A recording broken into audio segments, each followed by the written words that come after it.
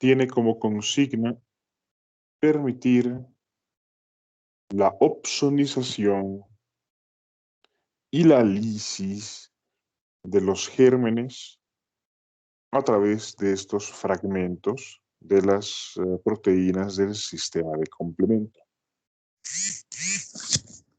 En todos los casos, se comienza con esta proteína C3. El componente 3 del complemento, o simplemente C3, es una molécula un poco inestable que tiende a la hidrólisis espontánea. En todo momento, esta molécula C3 se rompe desdoblándose en dos fragmentos, un fragmento C3A y un fragmento C3B.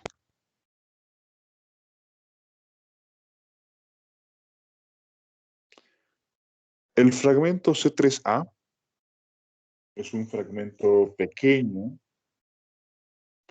que tiene capacidad quimiotáctica y que también hay receptores en los mastocitos que se unen a este receptor, a esta molécula C3A, permitiendo la degranulación de los mastocitos. Es decir, tiene básicamente efectos vasoactivos.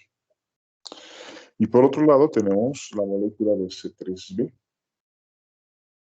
Esta molécula de C3B tiene bastante capacidad de adherirse a las superficies, sobre todo a los residuos de azúcares que se encuentran en las superficies de las células, predominantemente sobre las paredes celulares bacterianas. Este C3B se va a unir si se encuentra sobre una superficie a otra molécula del complemento que se llama factor B. Y este conjugado, verán que aquí no hay mucha imaginación, se llama C3B. Este C3B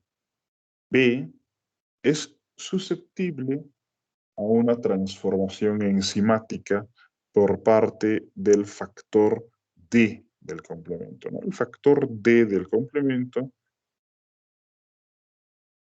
rompe al factor B que se encuentra unido al C3B, eliminando un fragmento BA y manteniendo en la molécula un fragmento B del factor B. Entonces, a esta nueva molécula que surge, como pueden ver, se la llama C3B, BB. Y pueden ver en ese cuadrito lila que esta molécula C3B, BB tiene una línea horizontal en la parte superior de la molécula. Esto significa que esta molécula está dotada de capacidad catalítica a través de las partes que se encuentran suprarrayadas. Esta molécula C3B también es conocida como la C3 convertasa de la vía alternativa. ¿Qué hace la C3 convertasa? Cataliza la hidrólisis del C3 en C3A y C3B. Como pueden ver, esto es un ciclo de retroalimentación positiva, porque a más cantidad de C3B, más cantidad de C3 convertasa se va a fabricar, ¿no? Y mientras más C3 convertasa haya, más cantidad de C3b se va a romper. Esta C3 convertasa típicamente está presente en la superficie de los microbios. Para que esta C3 convertasa se estabilice, se necesita que esta C3 convertasa esté estabilizada por los polisacáridos microbianos y por otro factor del complemento que tiene la capacidad de unirse a los polisacáridos microbianos, que es la properdina. Entonces, las moléculas de C3b que están fijadas sobre la superficie de un microorganismo son estabilizadas por la presencia de estos polisacáridos microbianos, por la properdina, para poder mantenerse en forma de C3 convertasa capaz de seguir rompiendo más moléculas de C3.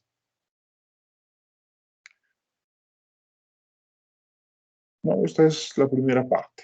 Entonces, creo que hasta este momento se entiende bien que la molécula C3 de forma espontánea genera C3b.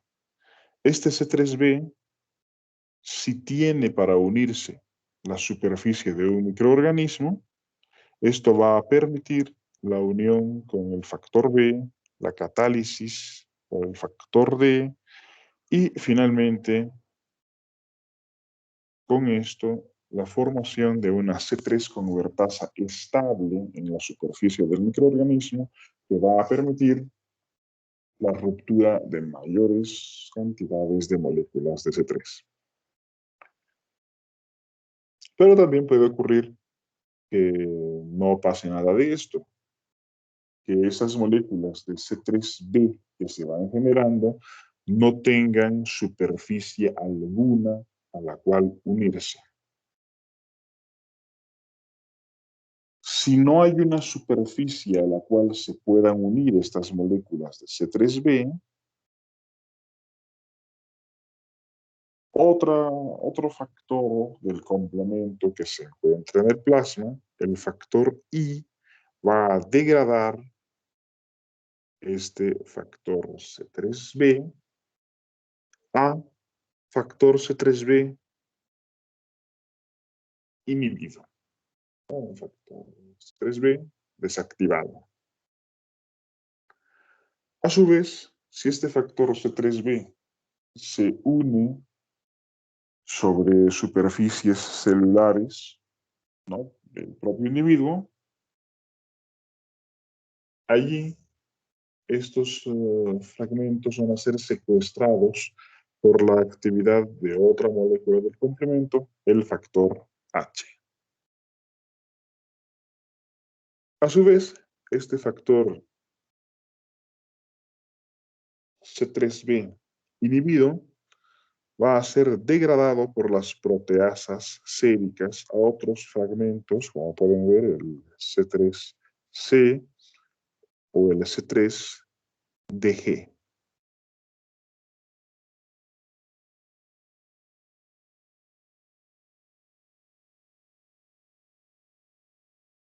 Así como lo ven, ¿no?, que parece un poco complicado, de hecho, es aún más intrincado de lo que se ve, existiendo aproximadamente 30 proteínas que influyen directamente en la activación y regulación de la cascada del complemento, ¿no? Aquí solamente vemos unas cuantas. Este sistema es parte de la inmunidad innata, ¿no? Y va a actuar pues, siempre que pueda haber presencia de alguna célula que tenga ciertos polisacáridos en la superficie.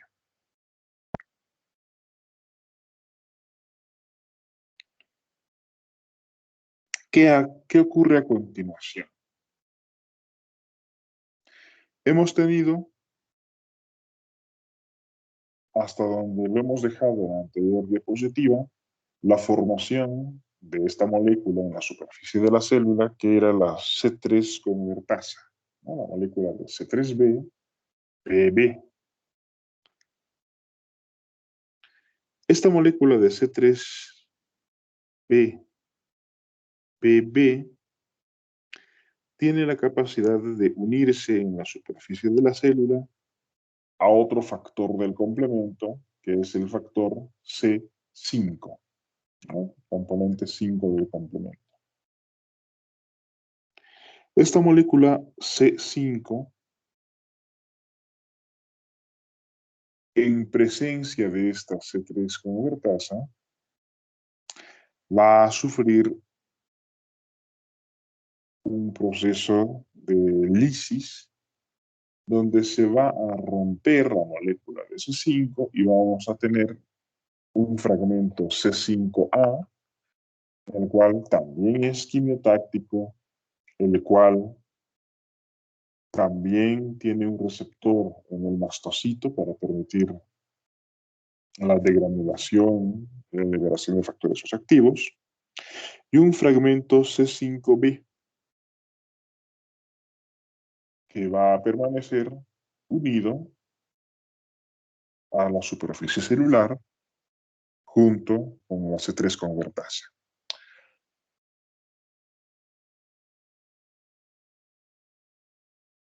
¿Cómo ocurre esto? Bueno, ya lo vamos a ver un poquito más a fondo, pero cuando en este caso hemos visto la C3 convertasa, la vía alternativa, cuando el C3b permanece unido a la superficie de la célula, ya hemos visto que permite la síntesis de más cantidad de C3b. Este C3b se une a la molécula original de la C3 convertasa, que era el C3b, formando el C3b, BB3b. A esta molécula se le llama la C5 convertasa de la vía alternativa. Esta C5 convertasa rompe a la molécula de C5 y ahora esta molécula de C5 que se encuentra fijada en la pared celular va a permitir la unión del factor 6 del complemento, del factor 7 del complemento, del factor 8 del complemento y de numerosas moléculas del factor 9 del complemento. Estas moléculas del factor 9 del complemento se ensamblan como los segmentos de un poro, de un tubo, el cual perfora la membrana del microorganismo. A esta molécula, que se la llama C5b6789, o también complejo de ataque de membrana, esta molécula del complejo de ataque de membrana permite, como pueden ver, la generación de un tubo sólido clavado en la pared de la célula, y esto permite, pues, como es evidente, la entrada y salida de componentes de la célula, con lo cual la célula perforada acaba siendo destruida. Es muy interesante cómo distintos componentes aislados en una fase fluida en la circulación pueden adoptar una conformación sólida capaz de perforar a un microorganismo. Bueno, entonces este complejo de ataque de membrana es la consecuencia final de la activación del sistema del complemento sobre una superficie, aunque también existen otros mecanismos de acción del complemento.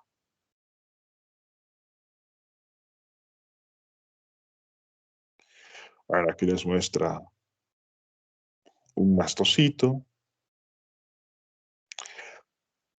otras moléculas que participan en la inmunidad innata, ¿no? Las moléculas de surfactante, las pentraxinas, entre las cuales se encuentra la famosa proteína C reactiva, ¿no? Que es un indicador de que hay inflamación.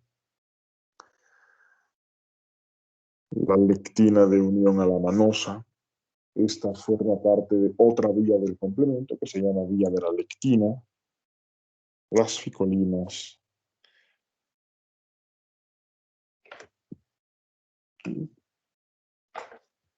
Todo eso del complemento lo vamos a apuntalar un poquito mejor en un rato más, cuando pasemos a ver también la vía clásica del complemento. Hay tres vías de activación del complemento. Una se llama vía alternativa, que es lo que hemos visto ahora. Hay otra que se llama vía clásica, que depende de la presencia de anticuerpos en contra de los gérmenes. Como los anticuerpos son parte de la inmunidad adaptativa, lo vamos a ver en el próximo capítulo. Y la vía de las lectinas, que consiste en una activación directa por la presencia de residuos, sobre todo de manosa, en las superficies de los microorganismos. Para eso es esta proteína MBI, ¿no? La lectina de una manosa. Aquí tenemos la acción citotóxica, ¿no? Que es, bueno, como su nombre lo indica, ¿no? Una muerte celular provocada por una célula del sistema inmunológico entre una célula NK, ¿no? Que es parte del sistema inmune innato, y una célula objetivo. Se puede observar, ¿no? Desde la diapositiva de arriba a la izquierda,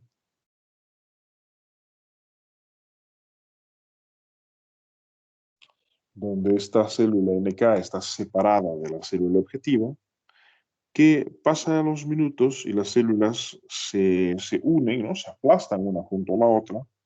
Se puede observar cómo más tarde la estructura de la célula objetivo cambia y varias horas más tarde tenemos que la célula objetivo ha sido destruida por su unión con esta célula NK.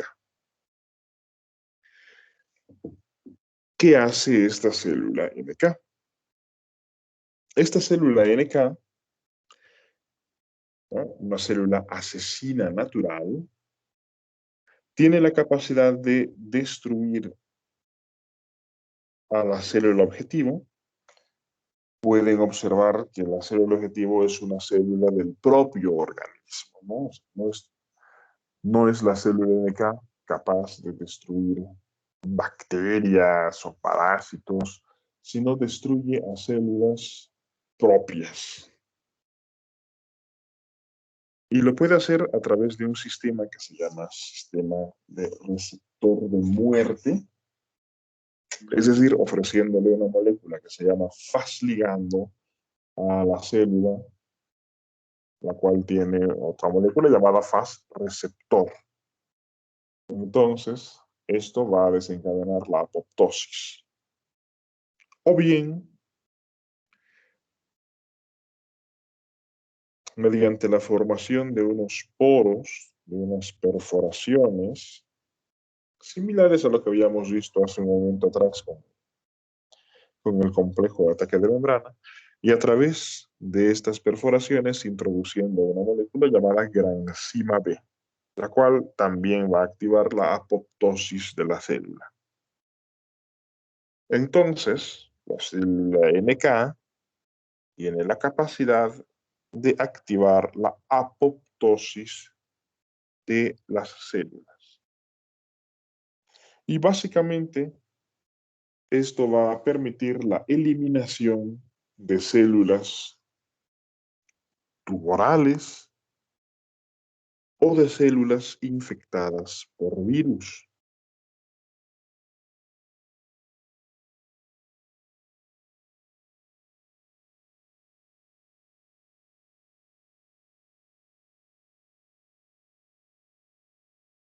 Aquí nuevamente pueden encontrar en esta figura la activación del receptor Fas a través del Fas ligando o la introducción de la granzima B a través de los poros generados por la perforina.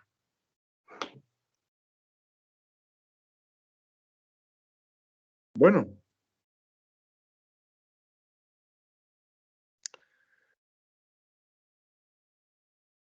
ahora vamos a hablar un poquito, ¿no? de en qué va a ayudarnos esta célula NK.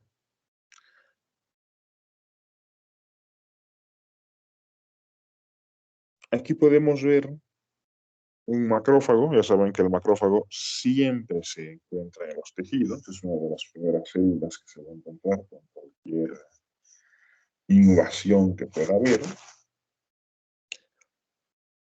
Este macrófago, si encuentra patrones moleculares de virus, va a producir interferones, ¿no? Entonces pueden ver que este macrófago está produciendo interferón alfa e interferón beta. Estos interferones van a aumentar la capacidad de respuesta de estas células NK hasta en 100 veces. La célula NK, debido a la influencia de los interferones, va a producir interferón gamma. Este interferón gamma va a facilitar que los macrófagos tengan una mayor capacidad de microbicida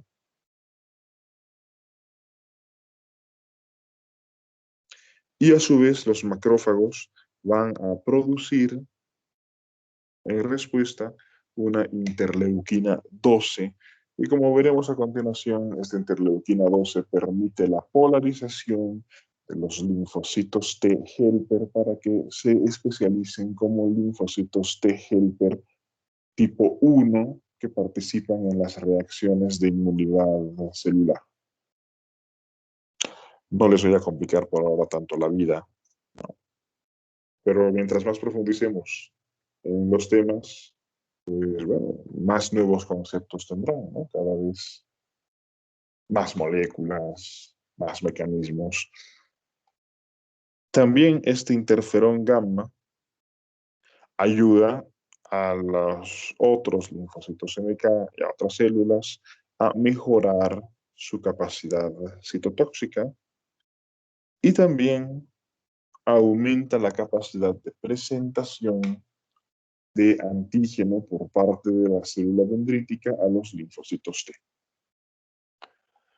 Algo que hay que tener en cuenta, que facilita bastante la comprensión de estas respuestas en el sistema inmunológico, es que por más que cuando ocurre una activación de una célula y esto hace que se produzcan no sé cuántas citocinas, las citocinas finalmente van a hacer que la célula se comporte de distintas maneras, de que se produzca la lectura de distintos genes, etcétera. Básicamente, simplemente tenemos que tener en cuenta que va a haber una respuesta coherente. ¿Qué significa eso? Que tanto la activación de esta interleuquina 12 como la formación del interferón gamma, etcétera, todas están destinadas a lo mismo, ¿no?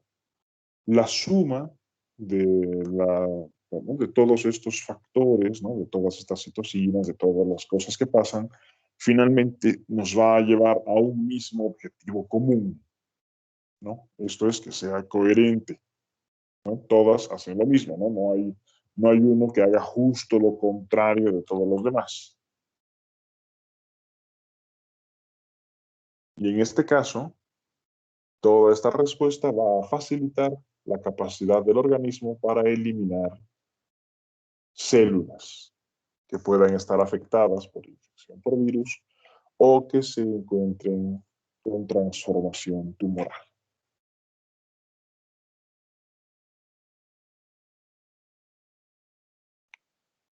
Bien, ¿qué es lo que busca una célula NK? Una célula NK, sobre todo, eso también lo vamos a ver luego, sobre todo busca en la superficie de la célula una molécula que se llama complejo mayor de histocompatibilidad de tipo 1. Este complejo mayor de histocompatibilidad de tipo 1 se encuentra normalmente en todas las células nucleadas. No lo tienen entonces los hematíes ni las plaquetas, pero todas las células dotadas de núcleo tienen en su superficie esta molécula de complejo mayor de histocompatibilidad de clase 1.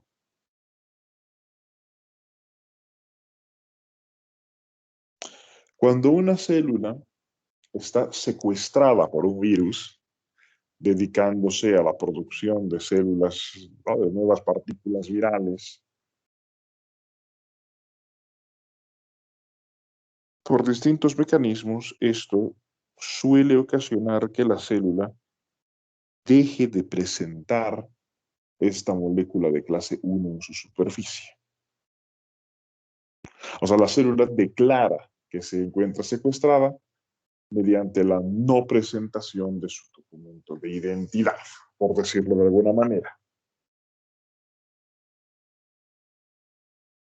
Asimismo, cuando una célula está infectada por un virus, puede ocurrir de la misma manera.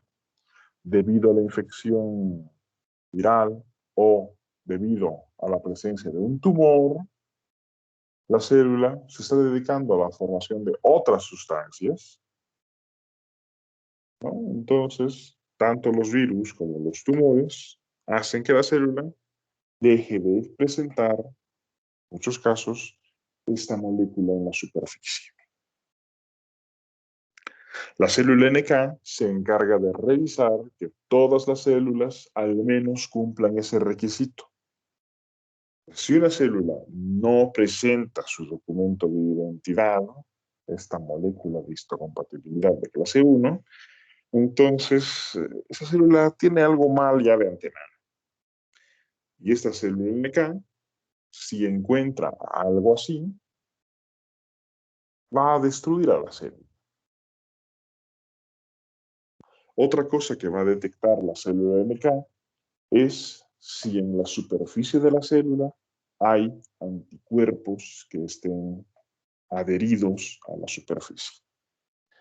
Si tenemos anticuerpos en la superficie de la célula, significa que la célula tiene una cosa extraña en la superficie, porque normalmente los anticuerpos no deberían pegarse a las moléculas propias. Entonces, esto también va a ser causa de que la célula NK se active y destruya, ¿no? La única acción que hace la célula NK es destruir a estas células que se encuentran con anormalidades. Vamos bien. Entonces, ya casi cerrando este tema de inmunidad innata, podemos ver aquí a una célula dendrítica, ¿no? Pueden observar, ¿no?, que esa célula dendrítica tiene cierta similitud con las neuronas, ¿no? ¿Por qué? Porque también las neuronas tienen dendritas, ¿no? Tienen estas prolongaciones citoplasmáticas semejantes supuestamente a las ramas de un árbol, ¿no? De ahí la palabra dendrítica, porque viene de la raíz dendros, que es árbol en griego.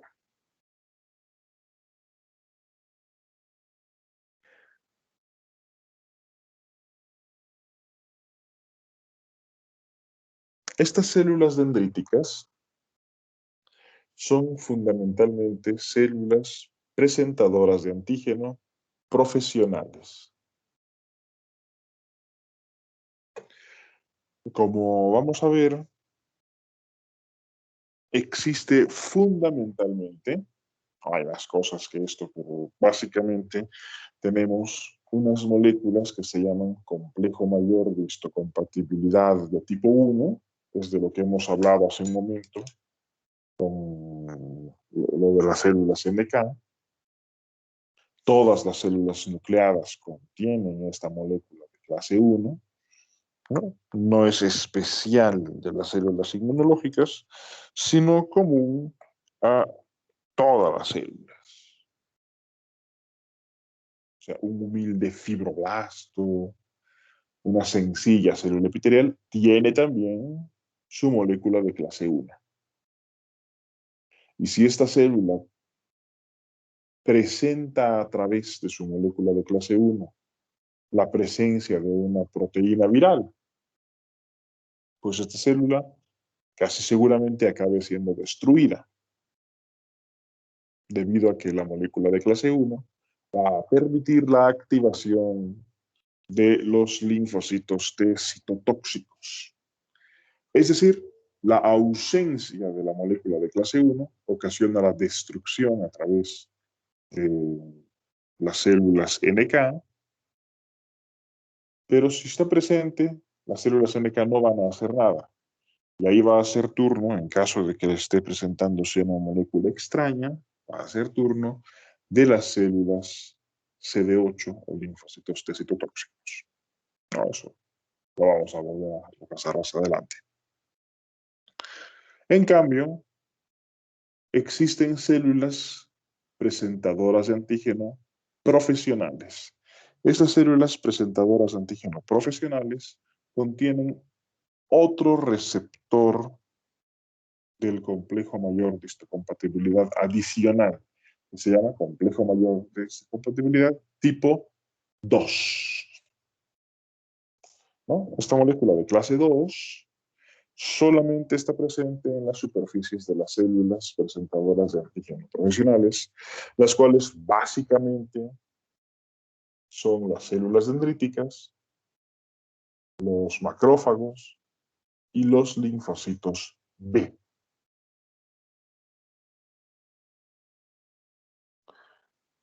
La presentación a través de este complejo mayor de histocompatibilidad conduce a la unión con los linfocitos T helper o linfocitos T colaboradores, los cuales no tienen la capacidad de responder destruyendo a la célula que le está presentando, sino que estas células van a producir citocinas, van a tener unión con otras células, y básicamente el fruto de estas uniones va, bueno, como su nombre indica, colaborar en la síntesis de anticuerpos, va a colaborar en que otras células mejoren su capacidad fagocítica, citotóxica, etc. En esta diapositiva podemos ver una célula dendrítica inmadura y posteriormente, a la derecha, una célula dendrítica madura. ¿Qué las diferencia? Bueno, pues la célula dendrítica inmadura es muy, bueno, aquí la ven, ¿no? Tiene sobre todo una gran capacidad fagocítica, ¿no? Constantemente está introduciendo moléculas a su interior y al mismo tiempo no es móvil, ¿no? Está quieta normalmente, típicamente en los ganglios linfáticos. Entonces tenemos una célula que come mucho y que no se mueve. También tiene una escasa cantidad de complejo mayor de histocompatibilidad en su superficie. Así que no tiene tan buena capacidad de presentar antígeno.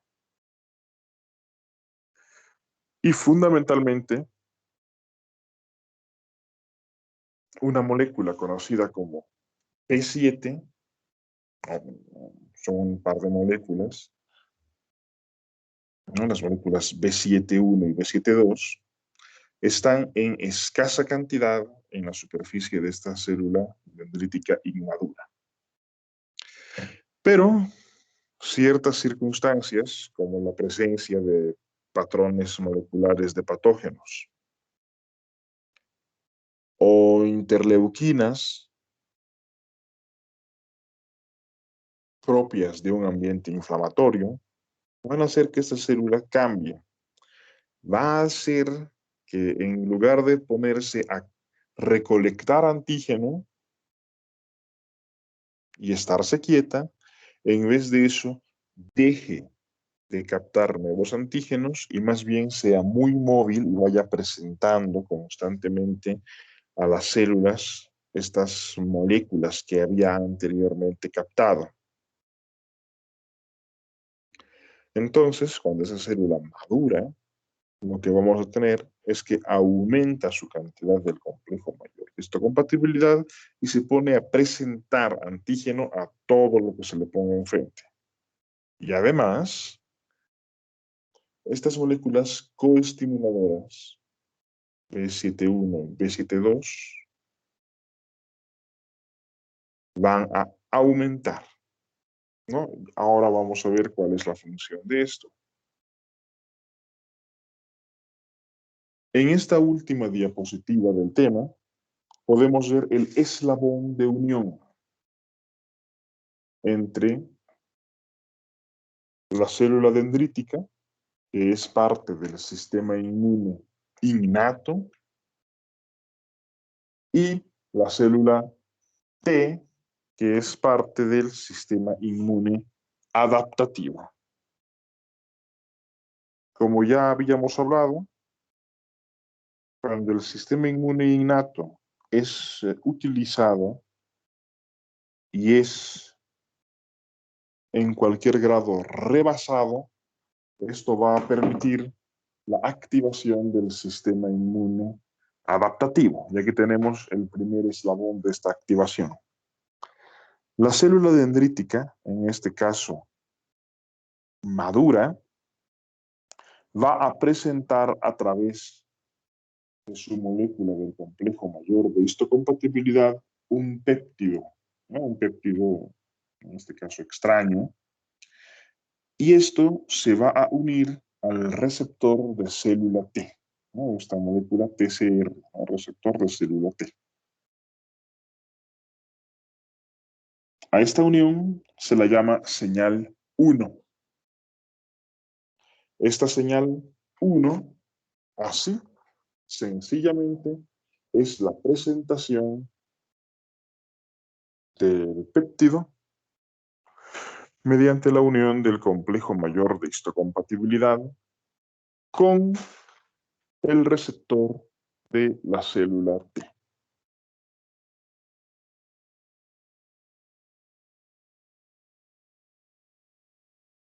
Si ocurre esta presentación y nada más, esto va a generar que la célula T permanezca inactiva, un estado que se conoce como anergia.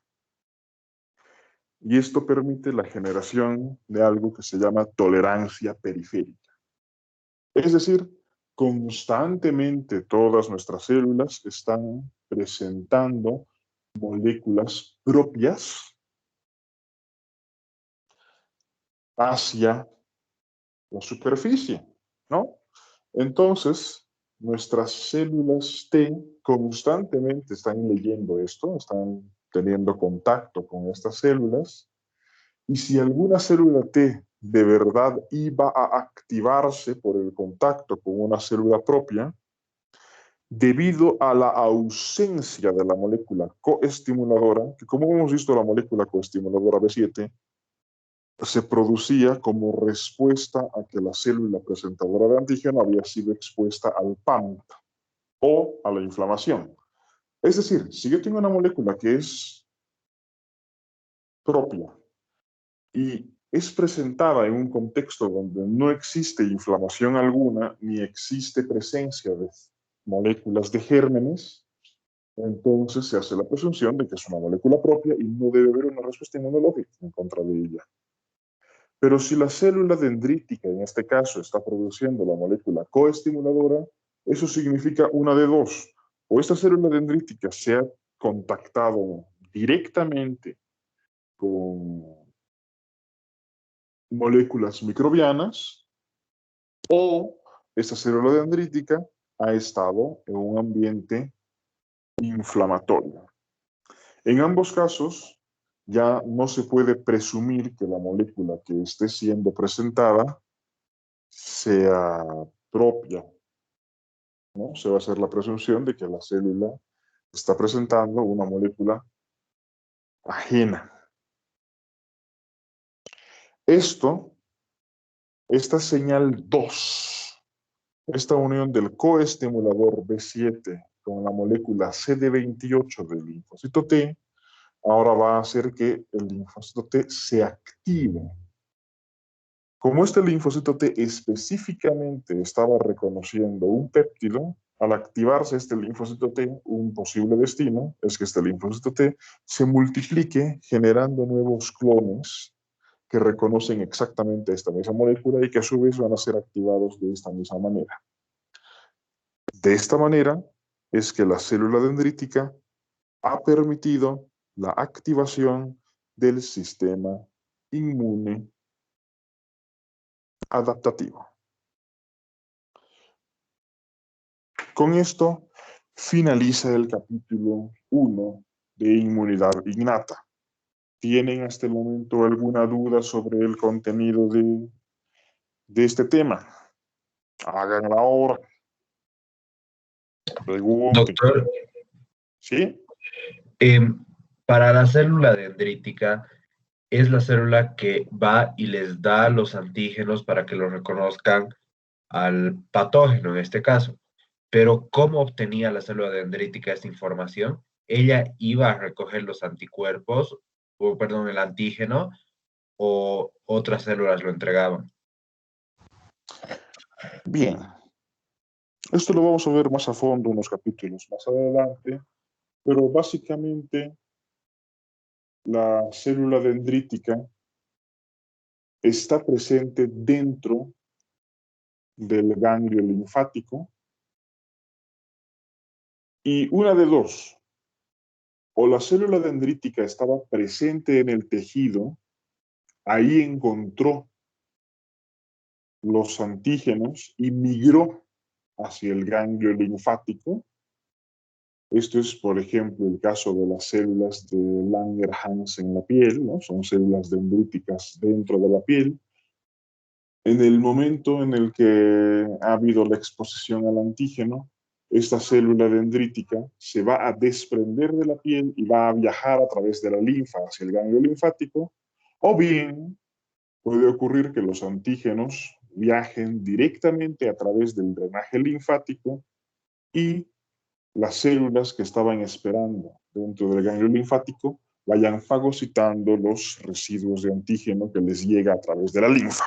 Entonces, en ambos casos, vamos a hablar de células que han conocido antígeno externo, tanto que lo hayan captado ellas mismas directamente y luego hayan emigrado al ganglio linfático, o bien que los antígenos disueltos en la linfa hayan ingresado al ganglio linfático.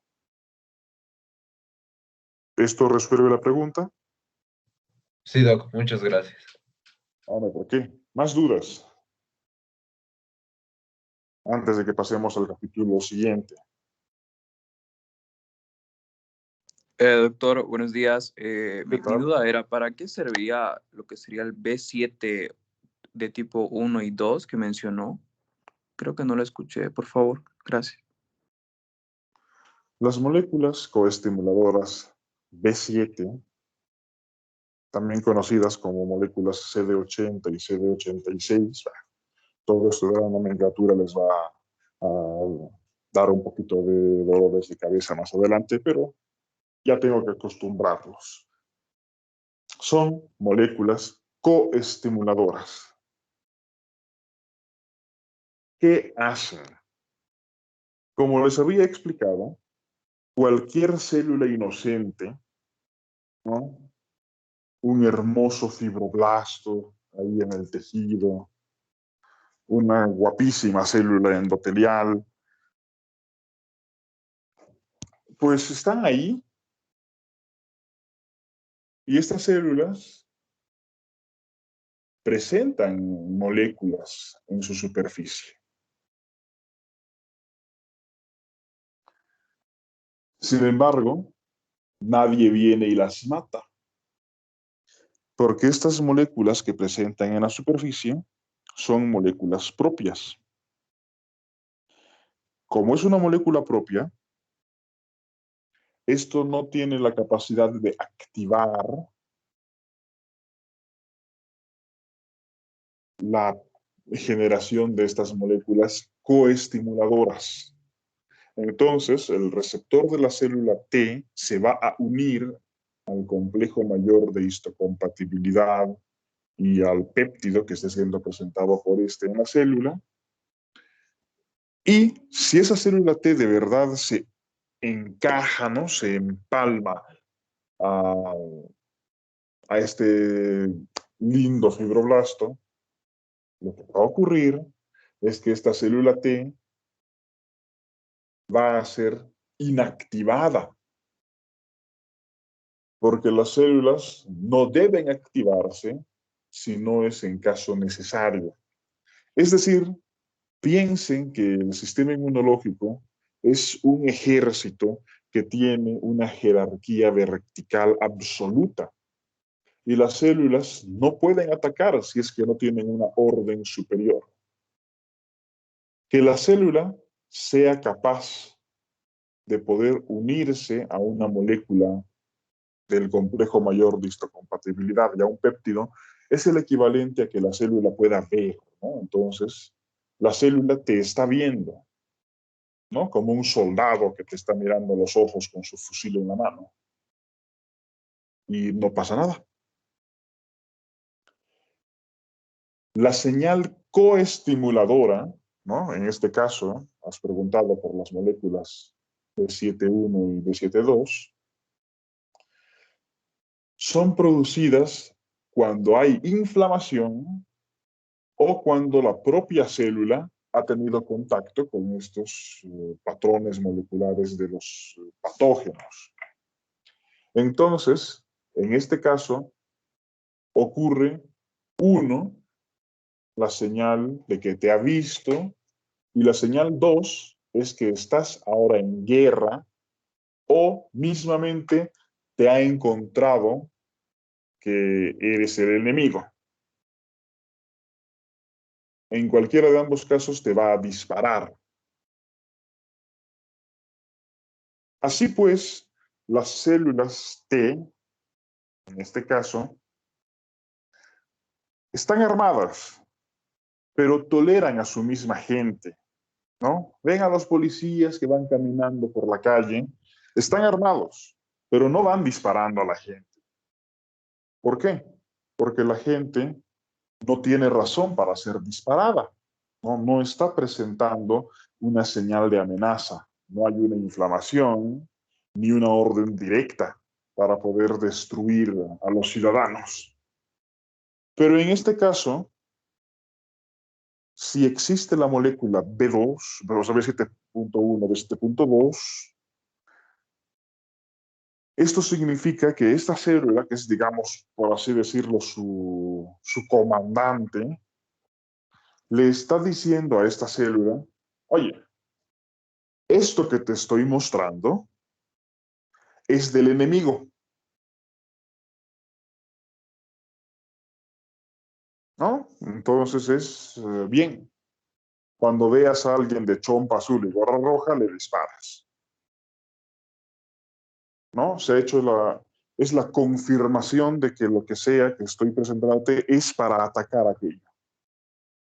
En ese caso, la célula, en lugar de mantenerse quieta, se va a activar y va a atacar. Esa es la función de la molécula coestimuladora. Es la confirmación de ataque, ¿no? Es la confirmación de que lo que sea que se está presentando es extraño. En cambio, Por más que un policía vea a alguien así, ¿no? Fachoso, medio raro, ¿no? Pero nadie le dice que dispare, pues bueno, es simplemente un tipo raro, pero no hay orden de disparar. Así que la molécula coestimuladora es esa orden de disparar. ¿Se entiende? Sí, doctor, gracias. Muy bien. ¿Más dudas?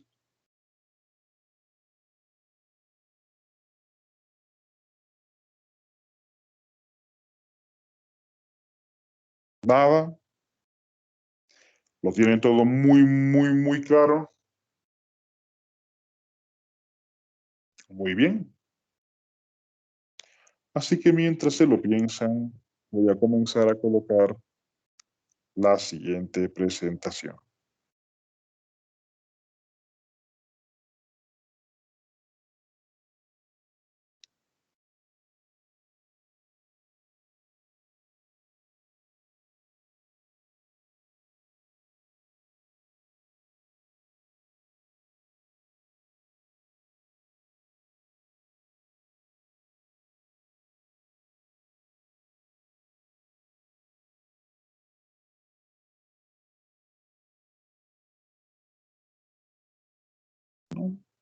Muy bien. Piénsense un par de minutos, un ratito. Si tienen más dudas antes de que entremos a este capítulo, pueden estirar las piernas, beber un sorbo de agua. Así no se me distraen.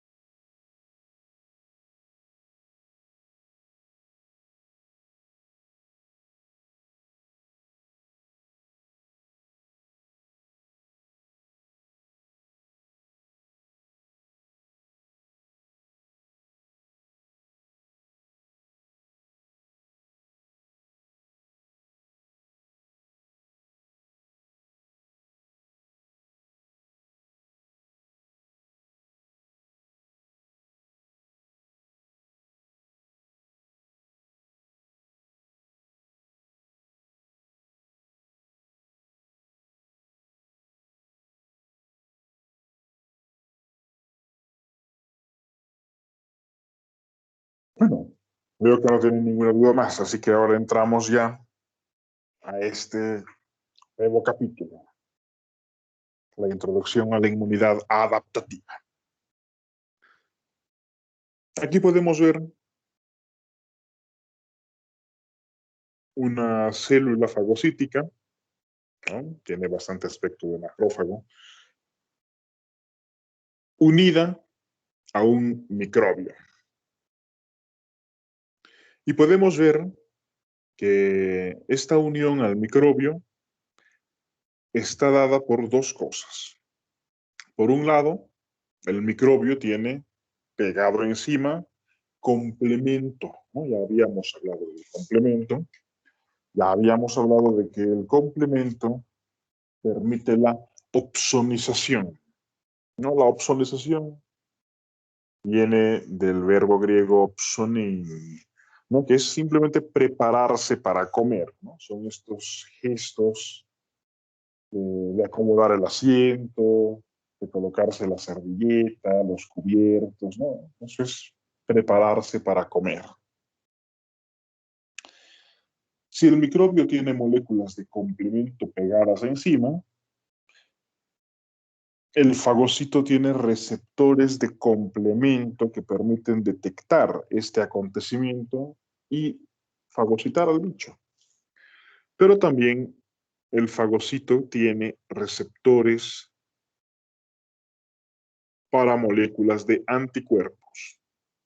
Aquí pueden ver que el anticuerpo se encuentra unido al microbio y como yo tengo el receptor de anticuerpo en el fagocito, Esto también permite la unión y esto también va a facilitar la fagocitosis. Por otro lado, la presencia de estos anticuerpos permite la activación del complemento a través de otra vía del complemento que se llama vía clásica, y esto, como ya lo saben, va a aumentar la permeabilidad vascular y va a facilitar la quimiotaxis, aparte de la destrucción misma a través del complemento por el complejo de ataque de membrana. ¿Cuál es el denominador común en todas estas cosas? La presencia de anticuerpos.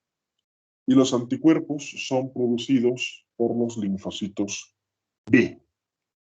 Así que estamos hablando de inmunidad adaptativa.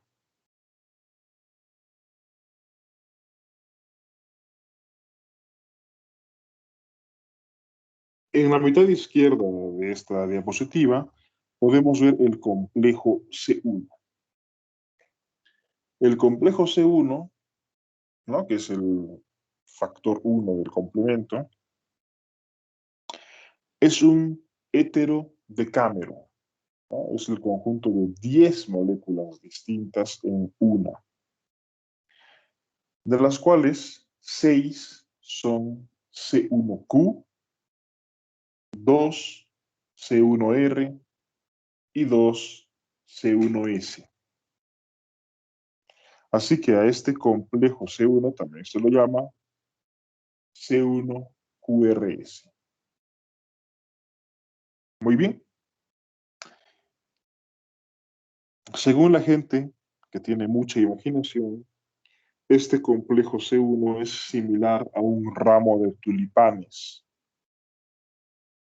donde tenemos una parte divergente, donde están ancladas estas moléculas R y S que tienen capacidad catalítica.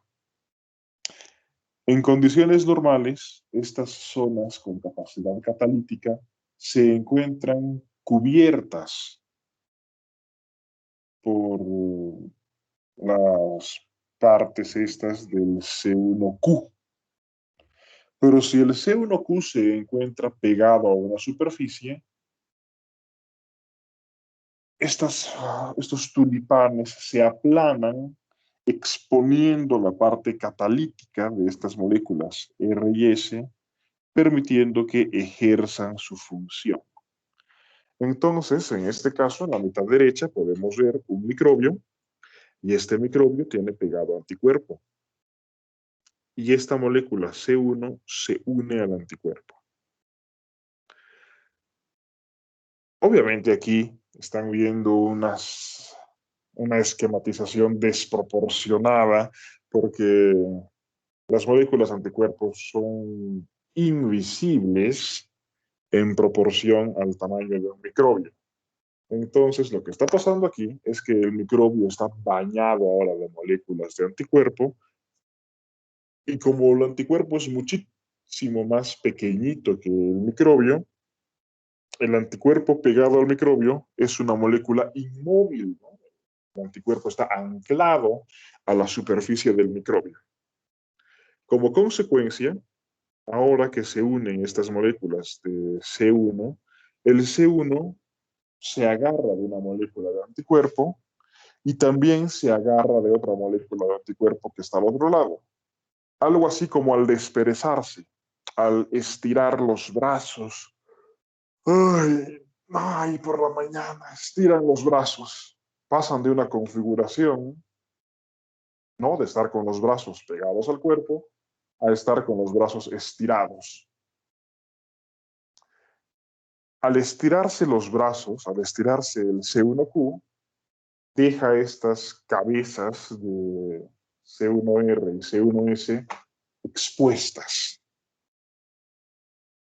Y esto va a permitir lo que vemos en este gráfico complementario de lo que habíamos visto anteriormente.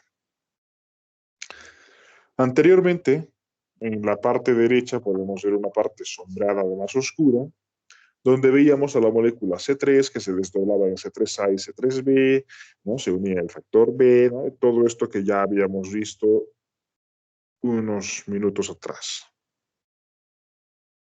Pero ahora nos toca la mitad izquierda de este gráfico, ¿no? Donde tenemos la vía de la lectina y la vía clásica.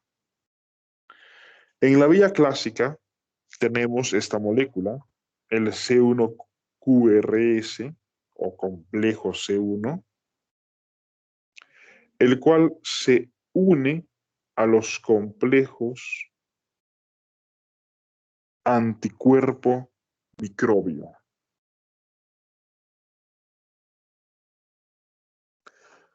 Al unirse el complejo C1 al complejo anticuerpo microbio, este complejo C1 es activado, ¿no? Este cambio de la forma de la molécula deja expuestas estas cabezas catalíticas. Así que pueden ver que ahora este C1 está activado, tiene la rayita esta encima y sombreado en azul tienen que la parte RS es la parte catalítica, ¿no? Entonces ahora tengo este C1QRS activado. ¿Qué hace esta molécula C1QRS? Primeramente, ¿no? Si siguen la flecha hasta abajo, se encuentra con la molécula C4 y la rompe. Y pasa lo mismo. Tenemos un fragmento C4A, que también es recibido por el mastocito, ¿no? Y un fragmento C4B. Hagan de cuenta lo similar que es esto al factor 3B, ¿no? Este C4B se une al factor 2 del complemento, algo muy similar a lo que ocurría entre el factor C3B y el factor B. Entonces, la unión del C4B con el C2 forma el C4B2, ¿no? Que es el equivalente, lo puede ver en el mismo nivel, al C3B-B. Pero en este caso, la misma molécula, el mismo C1QRS activado, se encuentra también con el C4B2 y rompe la molécula C2 presente aquí, permitiendo la síntesis del C4B2A. En este caso pueden ver que el C4B2A tiene capacidad catalítica dada por el fragmento 2A. Este C4B2A es la C3 convertasa de la vía clásica. Esta C3 convertasa de la vía clásica va a hacer lo mismo. Va a hacer que las moléculas de C3 se descompongan en C3A y C3B, y si se pillan una superficie microbiana, pues todo lo que ya habíamos visto hasta ahora. También, si seguimos las flechas, esta molécula de C4B2A también tiene la capacidad de unirse a otras moléculas de C3B, formando, como podemos ver fuera del sombreado, en la parte inferior, a este C4B2A3B. Este C4B2A3B es la C5 convertasa de la vía clásica, ¿no? O sea, el equivalente del C3B-BB3B.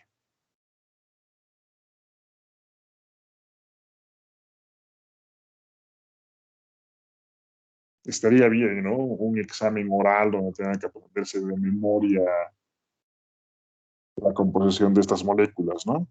Bien, entonces, a partir de ahí, ¿no? Del C5, la formación del complejo de ataque de membrana, a esto se le llama vía común del complemento. Pero ahora, aparte de la vía clásica, tenemos la vía de la lectina. La vía de la lectina es casi idéntica a la vía clásica. La única diferencia es que en lugar de que tengamos a la molécula de C1, en vez de eso tenemos a las moléculas MASP1 y 2. Estas moléculas MASP1 y 2 se activan por la presencia del complejo de la lectina de unión a la manosa con un microbio. Es muy similar. a lo que habíamos visto anteriormente entre el C1 y los anticuerpos. Este MASP igual rompe al C4 e igual rompe al C4b2, permitiendo la síntesis de la misma molécula C4b2A, que es la convertasa de la vía clásica. ¿No? Entonces aquí no les está hablando de la depuración de los restos del C3b, ¿no? Que eso lo vimos la anterior. Pero ahora pueden ver, ¿no? Que tenemos estas vías clásica y lectina, la vía alternativa, y ambas convergen en esta vía común, que es la que permite la formación del complejo de ataque de membrana. Entonces, los residuos de las vías clásicas y alternativa permiten sobre todo la producción de fragmentos de C3A, C4A y C5A, que todos permiten la degranulación del mastocito. Esto aumenta la permeabilidad vascular, y fundamentalmente el C5A es quimiotáctico y también ayuda a que se incorporen neutrófilos, sobre todo al lugar donde está ocurriendo la inflamación. El C3b pegado a la superficie es opsonizante, hay receptores que lo reconocen, permitiendo también que sin que nada más pase, estas células cubiertas con complementos sean fagocitadas y, claro está, el complejo de ataque de membrana que va a destruir también a las células independientemente de que haya o no otras células en el lugar.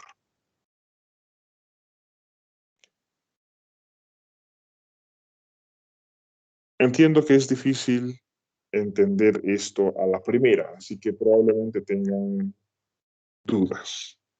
Si no las tienen, voy a creer más que directamente casi no entendieron nada y que ya elaborarán sus dudas con más calma cuando lean el tema. ¿Alguna duda hasta este momento? Doc, ¿Sí? en el gráfico, en la parte de la vía común, siguiendo las flechas, en la parte en el cual el C3 se ha roto y ha formado C3A y C3B, estos dos pueden formar C4B2A3B, o cómo es eso, porque hay esas flechas que están como que uniéndose y luego saliendo. Bien, pues la flecha principal es el C3, ¿no? Tiene una flecha vertical hacia abajo donde se ve el C3A, C3B, ¿no? El C3A, ya saben, es una molécula que se va a salir volando. Esto es lo que va a permitir la degranulación del mastocito, por ejemplo, y en la superficie va a quedar pegado el C3B. El C3B pegado a la superficie, por un lado, permite la vía alternativa. Por otro lado, este C3B se va a acoplar a las C3 convertasas, tanto de la vía clásica y de la alternativa. La C3 convertasa más C3B es C5 convertasa. Entonces, tanto el C4B2A como el C3BB, ¿no? Ambos se van a unir al C3B, permitiendo la formación del C4B2A3B, ¿no? Que es la C5 convertasa de la vía clásica, o el C3B-BB3B, que es la C5 convertasa de la vía alternativa. Ambas moléculas hacen exactamente lo mismo, rompen la molécula de C5, permitiendo la liberación de un C5A, que es quimiotáctico, también ayuda a la degranulación, y va a quedarse prendido en ambos casos a la superficie de la célula la molécula de C5b, que va a permitir el ensamble de todas las demás moléculas de mayor número en el complemento, ¿no? Del C5, C6, C7, el 8 y muchos 9, y esto va a permitir el complejo de ataque de membrana. Es esto lo de las flechas.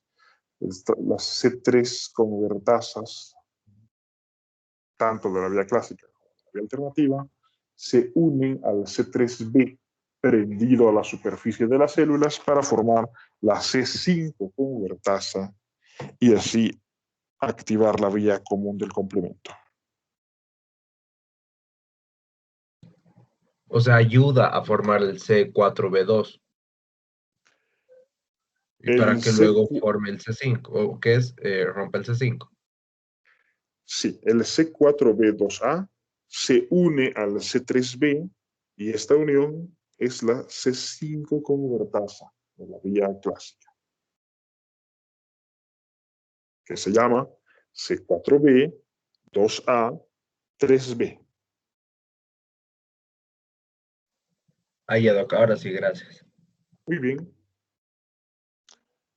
¿Más cosas? No. Muy bien. Pues nada, pasamos a otra.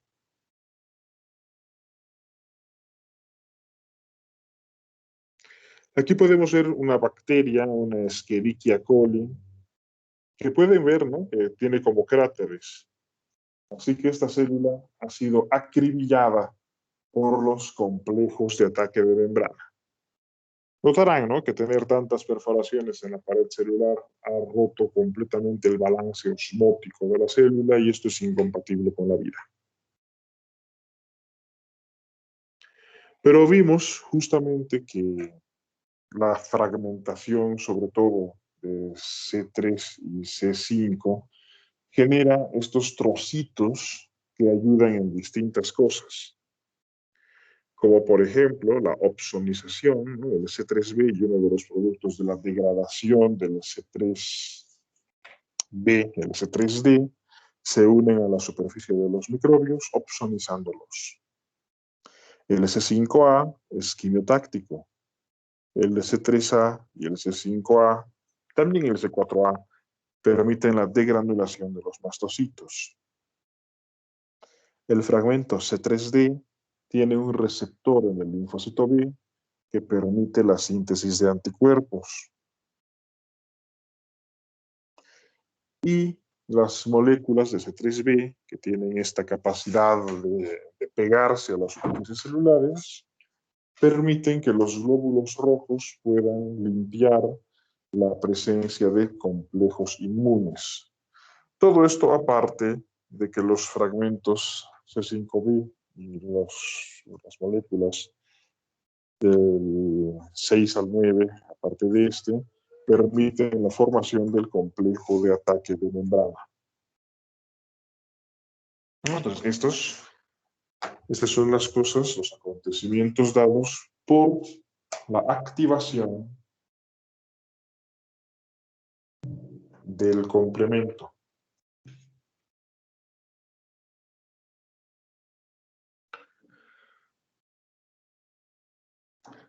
Si lo recuerdan, existe en el sistema nervioso, en los músculos, un principio del todo o nada del potencial de acción. No es así en la respuesta inmunológica. La respuesta inmunológica es proporcional a la cantidad de estímulo.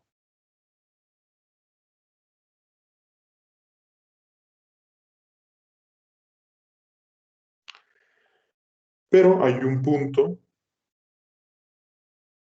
donde el estímulo no es suficiente para permitir la activación. Entonces podemos ver aquí un microbio que tiene un único anticuerpo que se está uniendo a un único receptor, ¿no?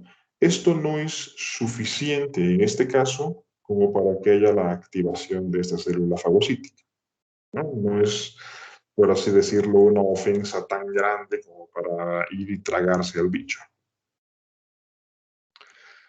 Pero si tengo varias uniones, ¿no?, como en este caso, ¿no?, el microbio tiene muchos anticuerpos y están uniéndose varios receptores, esto ya tiene el suficiente peso como para permitir la activación del fagocito y la subsecuente fagocitosis. Aquí tenemos al microbio, tiene pegado un anticuerpo, al cual fue dado por el linfocito B, y estos anticuerpos van a permitir tanto la activación del complemento, la fagocitosis, la citotoxicidad celular dependiente de anticuerpo, que no es otra cosa que las células NK matando a la célula con anticuerpo pegado, y la activación de células como mastocitos y basófilos.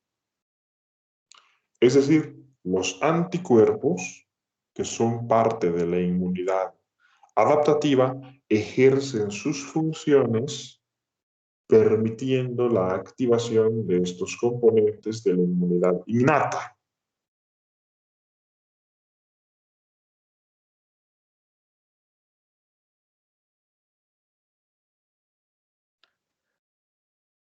El anticuerpo en sí mismo puede, por ejemplo, neutralizar una toxina, evitando que se una a su receptor específico y estas cosas, pero básicamente la función de los anticuerpos consiste en, no sé, por así decirlo, visibilizar la amenaza para que a continuación estos componentes, los fagocitos, el complemento, las células NK, las células con capacidad vasoactiva, actúen mejorando la respuesta para destruir al germen, ¿no? Entonces, esto es este ciclo de ida y de vuelta entre el sistema inmune innato y el adaptativo.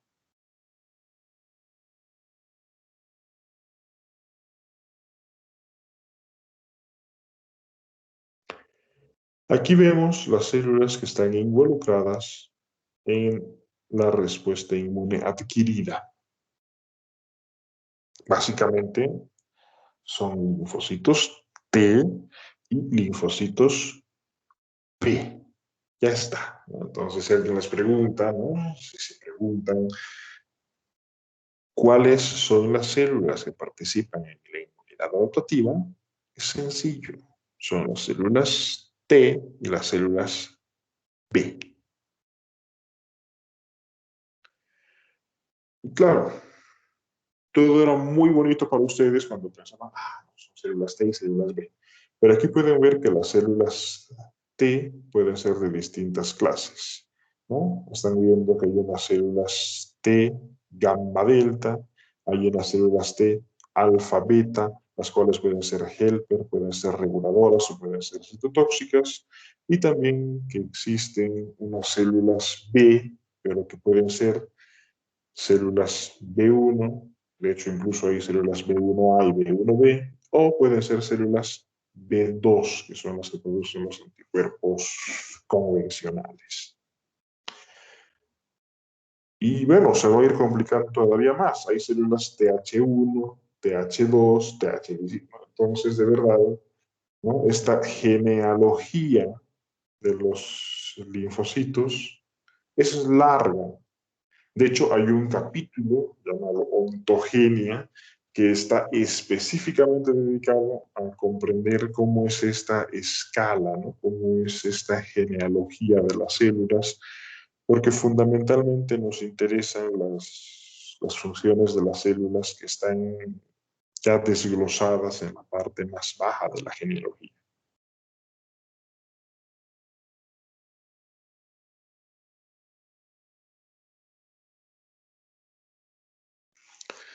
Aquí podemos ver, por ejemplo, a la célula T helper. Esa célula T helper o colaboradora está colaborando, ¿no? No hace otras cosas, ¿no? O sea, ayuda a la célula B para producir anticuerpos, ayuda al macrófago para poder activarse, ¿no? Y participar en mayor fagocitosis y la inflamación, facilita a la célula T citotóxica poder cumplir sus funciones de matar a las células transformadas por tumor o por virus.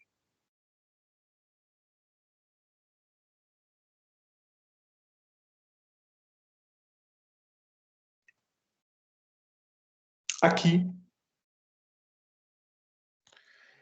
tenemos la formación de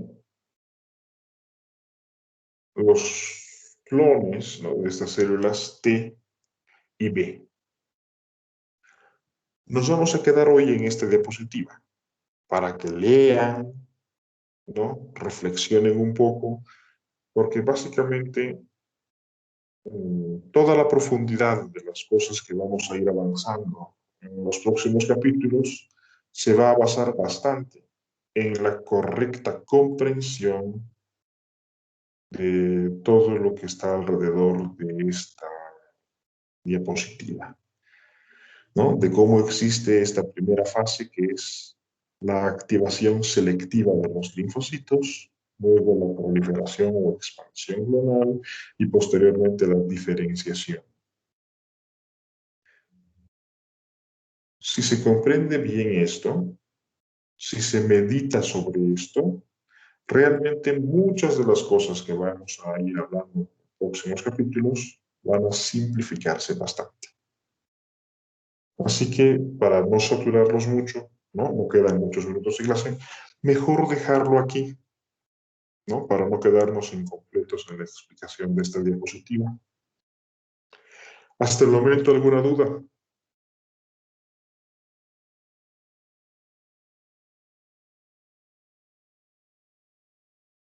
Todo muy claro. Bueno, Sí, doctor.